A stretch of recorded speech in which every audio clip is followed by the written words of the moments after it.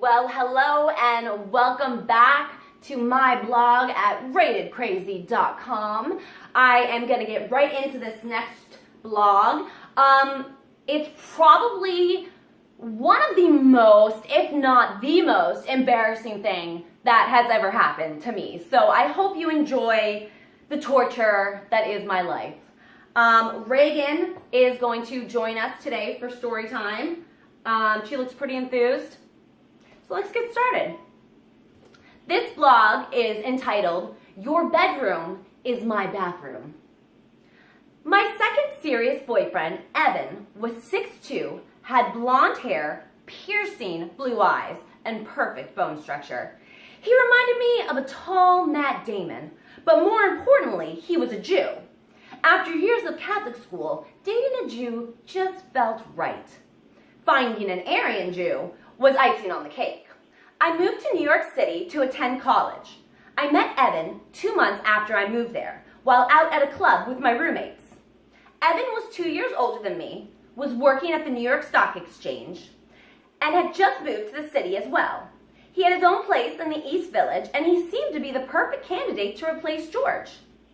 He had everything George didn't, a job, height, and a cocky confidence that completely turned me on. When I first visited Evan's apartment, I was sure he was going to rape me. As I walked through the door, I quickly realized he had no furniture other than a bed. It looked like he had been robbed. He didn't even have a TV. And he didn't have a view either. All you could see through the thick metal bars that covered his windows was brick from the buildings next to his. I was immediately alarmed. This was definitely a fire hazard, but more importantly, if there was an ideal setting for rape and murder, his apartment was it. If he didn't watch TV, I had to wonder what he did with his spare time.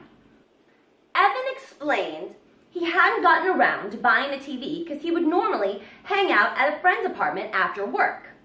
I wasn't letting him off the hook that easy. I still played it safe. For the next few visits, I demanded I keep my shoes on and always kept my purse at arm's length, just in case I needed to make a quick getaway. My mother had scared me enough to know there's a rapist lurking around every corner, and I was worried Evan was one of them. It didn't take long for Evan to gain my trust. I eventually realized Evan was cheap and lazy, not a rapist. Despite that, I couldn't help but fall head over heels. Evan was the first guy who literally made my knees weak. I found myself at Evan's empty apartment almost every night of the week. Except for being a cheap and lazy pothead, Evan was nothing like George. He tried everything under the sun to get into my pants. After over a month of heavy petting and a lot of coercing, I decided to give Evan my number 2 spot. Evan seemed perfect on paper. He thought I was hilarious. He had the biggest cock I'd ever seen, and most importantly, his own place. It may have been a crack den, but I really wanted to move out of the dorms. Once we finally had sex, we didn't do much else. A week later, Evan came down with strep throat, and I followed a few days after. It was the first of many viral gifts Evan would give me. We spent that weekend in bed on antibiotics. The topic of anal sex always finds its way into a relationship. Normally, it's later in a relationship, but I have the mouth of a sailor, and Evan was a complete pervert. Early on, I made the mistake of telling Evan I enjoyed anal sex. Once the words came out of my mouth, it was obvious that was the only thought on Evan's mind. You would have thought I was walking around with a giant asshole on my forehead. George and I actually had anal sex a lot towards the end of the relationship. At that time, I was willing to do anything to spice up our sex life. George wasn't too crazy about it, but I actually enjoyed it. George's cock was large, but it was straight as an arrow. I realized later this is the key to anal sex, a pin straight dick. I wasn't so lucky with Evan. His penis had a very distinct curve. The first time I saw it, the first words out of my mouth were, "Oh my God!" Evan looked at me as if to say, "Yeah, I know it's huge." His beaming look of pride quickly faded as I finished my thought, blurting out, "It's crooked." There is clearly no filter between my brain and my mouth. Evan was relentless, constantly pleading, "Let me put it in for a second," or "I'll let you remove that blackhead on my back if you let me put it in your ass." That weekend, he had me cornered, and I was too ill to put up a good fight. Even though I was worried it was too soon for anal, I was never good at saying no to Evan, and finally gave in. Plus, I had been eyeing that blackhead on his back for over a week, and it was driving me crazy. Anal sex with Evan was nothing like I had remembered. It felt like someone was sticking a porcupine up my ass. I didn't want to tell him I was in more pain than a woman giving birth naturally, in fear he would think I was lying about enjoying anal to impress him. In all honesty, I did initially say it to impress him, but I wasn't lying. I couldn't figure out why it hurt so much. When other girls would tell me they hated anal because it was so painful, I thought they were just big babies. I suddenly had a lot of compassion for them. I thought maybe it was because I was a little more relaxed with George, or because Evan's penis was a little bigger. I eventually realized his crooked cock was the culprit. No one ever gets lucky enough to find a Jew cock that big without it having some kind of flaw. For the next 15 minutes, I closed my eyes, bit my lip, and took it like a Catholic altar boy. I couldn't have been happier when it was finally over. I swore I would never do it again, but later changed my mind. I found that anal sex was a great bargaining chip and used it whenever I really wanted Evan to do something. Since Evan's idea of a good time was getting stoned, getting him to do anything else was like pulling teeth. I found spending my Saturday getting high and playing video games was much more painful than 15 minutes of anal. After he finished, Evan got up to get a glass of water. I laid there, still unable to move from the pain. As Evan offered me some water, I reluctantly rolled over and slowly sat up. While I took a sip, something caught my eye. I peered over to where I had been laying. What I saw next, I wouldn't wish on my worst enemy. Trickled across the bed were small puddles of watery diarrhea leading straight to the culprit, my ass. I quickly looked at my ass and found a little still dribbling out. I looked up at Evan horrified and shocked, and he looked back at me even more horrified and shocked. "Is my asshole leaking?" I asked in disbelief. "It looks that way," Evan said, disgusted. I couldn't believe my luck. I thought nothing could be worse than peeing on George's bed, but shitting on Evan's definitely took the cake. It was apparent I had to use a guy's bed as a toilet before he could be my boyfriend. That was when I decided to marry Evan. I didn't want to find out what could possibly end up on my next boyfriend's bed.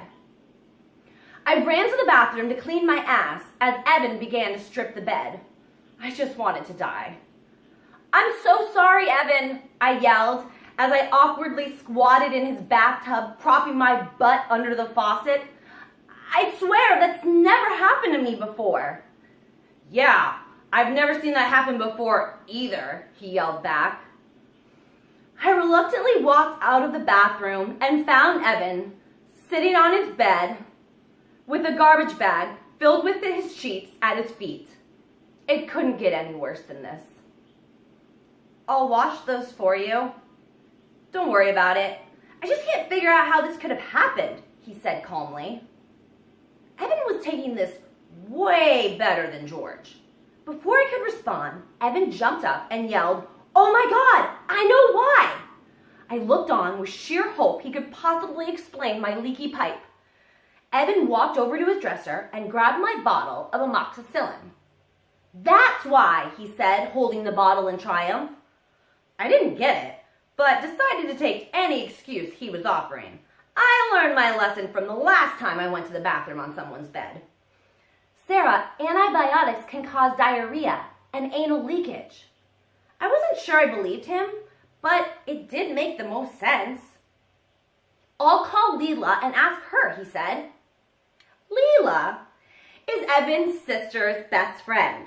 She is also a doctor and also slept with Evan years earlier. I didn't think it was possible the situation could get any worse, but I didn't count on him calling a past lover to get their medical opinion. Please don't call her. I don't want her to know, I desperately pleaded.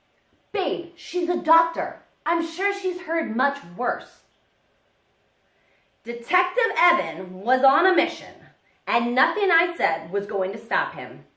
He grabbed his cell phone while I grabbed a pillow and proceeded to suffocate myself. Unfortunately, I remained conscious and could hear the whole conversation. Hey Lee, it's Evan. No, I'm good. Yeah, it does feel like it's been a long time. I'm actually calling to ask you a medical question. Oh, no, I'm fine. This might sound a little weird, but if a girl was on amoxicillin and had anal sex, could it cause anal leakage? There was a long pause. I held my breath as I waited for his response.